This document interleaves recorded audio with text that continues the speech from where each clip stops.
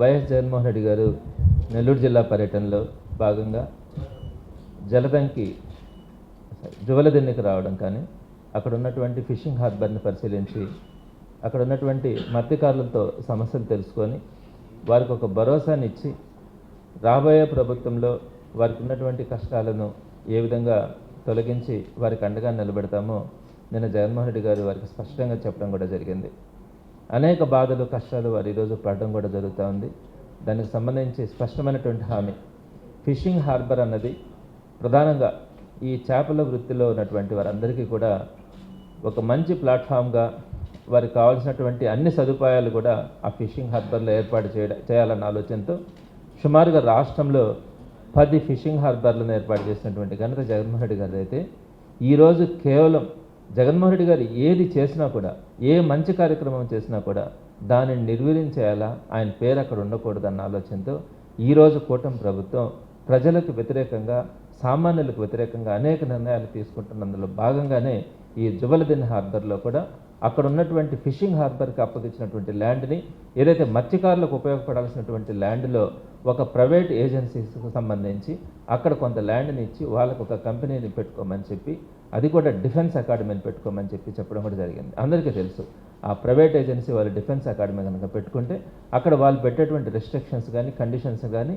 ఏమాత్రం కూడా కనీసం ఆ మత్స్యకారులు కూడా అక్కడికి వెళ్ళాలంటే కూడా ఫ్రీగా వెళ్ళలేనటువంటి పరిస్థితి ఉంటుంది. అటువంటి పరిస్థితుల్లో వారి చేతుల్లో ఆ ల్యాండ్ని అంతా కూడా అప్పగించడానికి వ్యతిరేకంగా ఇవ్వండి. చాలా ల్యాండ్స్ ఉన్నాయి అక్కడి నుంచి సుమారుగా మైపాడు దాకా కూడా చాలా ల్యాండ్స్ కూడా ఉన్నాయి. 2 పక్కల కూడా ల్యాండ్స్ ఉన్నాయి, వాటిని ఇచ్చుకోవచ్చు. కేవలం మత్స్యకారులకు ఇచ్చినటువంటి ఆ ఫిషింగ్ హార్బర్ ల్యాండ్లోనే వీళ్ళకి ఈ ప్రైవేట్ ఏజెన్సీకి ఇవ్వాల్సినటువంటి అవసరం ఏమొచ్చిందన్నది జగన్మోహన్ రెడ్డి గారి ఆలోచన. ఆ విధంగానే నిన్న వారితో మాట్లాడడం జరిగింది. వారికి తప్పకుండా రాబోయే ప్రభుత్వంలో కూడా భరోసాని ఇచ్చేలాగా మాట్లాడడం జరిగింది. అయితే ఇక్కడ రెండో పాయింట్ కూడా ఏంటంటే ఈ మత్స్యకారుల మీద ఎంత కక్ష ఉందంటే ఎవరైనా కూడా ఆలోచిస్తారు.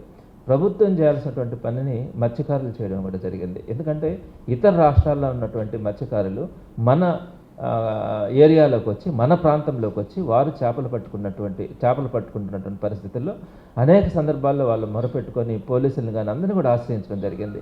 చివరికి విసిగి వేసారి వాళ్ళే ప్రాణాలకు తెగించి ఆ ఇతర రాష్ట్రాల్లో ఉన్నటువంటి బోట్ని పట్టుకొని వచ్చి వాటన్నిటిని కూడా అక్కడ కట్టేయడం కానీ వాటికి సంబంధించి ఎఫ్ఐఆర్ కూడా చేయించడం కూడా జరిగింది.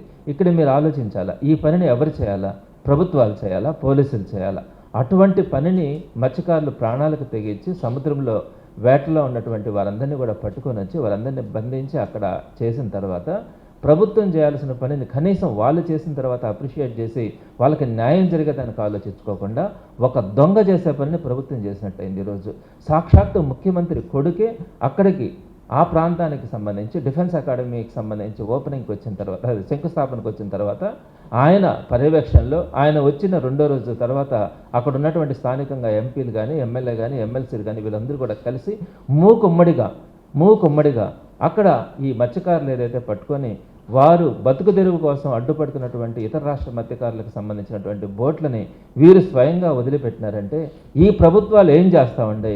దొంగలు చేసే పనిని ప్రభుత్వాలు చేస్తూ ఉండే, ప్రభుత్వాలు చేసే పనిని సామాన్యులు చేస్తూ ఉన్నారు. ఈరోజు దీనిని గమనించినటువంటి మత్స్యకారులు అసహించుకుంటా ఉంటే నిన్నటి రోజున జగన్మోహన్ రెడ్డి గారి ప్రోగ్రాంకి వేలాదిగా జనం కూడా రావడం జరిగింది. కావలి ప్రాంతం అంతా కూడా కిక్కిసిపోయింది. నిన్ననే గోవర్ధన్ రెడ్డి గారు కూడా ఇందాక కూడా చెప్పడం కూడా జరిగింది. లోకేష్ గారు ఒక టీడీపీ లీడర్ పెళ్లికి వస్తే అక్కడ ఉన్నటువంటి పరిస్థితి ఏ విధంగా ఉంది?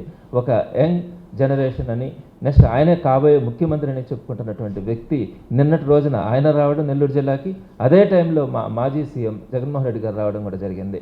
ఎక్కడో ఒక ఎండల్లో ఒక సీకి దగ్గరగా అక్కడ ఉన్నటువంటి విపరీతమైనటువంటి ఎండల్లో కూడా లెక్క చేయకుండా జిల్లాలో ఉన్నటువంటి మత్స్యకారులు కానీ సానుభూతి పరులు కానీ వారందరూ కూడా జగన్మోహన్ రెడ్డి గారికి వేలాదిగా వచ్చి నిన్న ఆయన పర్యటనని ఎంత విజయవంతం చేసినారన్నది ఈరోజు అర్థమవుతుంది.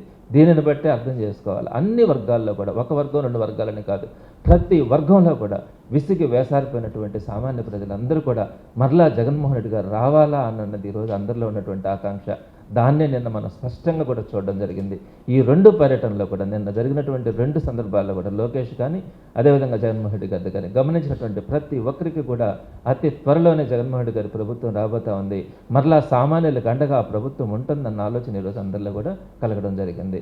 ఈ సందర్భంగా అక్కడికి వచ్చినటువంటి ప్రతి ఒక్కరికి కూడా పేరు పేరున ధన్యవాదాలు, నమస్కారాలు తెలియజేస్తున్నాను. మీ నెల్లూరు చందన బ్రదర్స్ లో డిసెంబర్ 2 నుండి ప్రారంభం 30వ వార్షికోత్సవ వేడుకలు.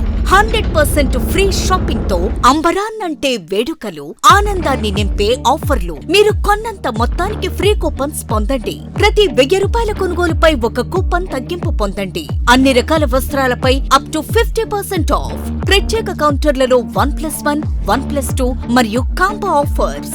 399 రూపాయలకే 2 ఫ్యాన్సీ సారీస్, 1499 రూపాయలకే 2 దేవయాని పట్టు సారీస్, 699 రూపాయలకే 3 ట్రాన్సీ లెగ్గిన్స్, 1399 రూపాయలకే 2 పాటియాలా సెట్స్, 499 రూపాయలకే 5 బాయ్స్ షర్ట్స్ లేదా టీ షర్ట్స్, 399 రూపాయలకే 3 కాటన్ ఫ్రాక్స్, 999 రూపాయలకే 4 బాటిల్ టీ షర్ట్స్.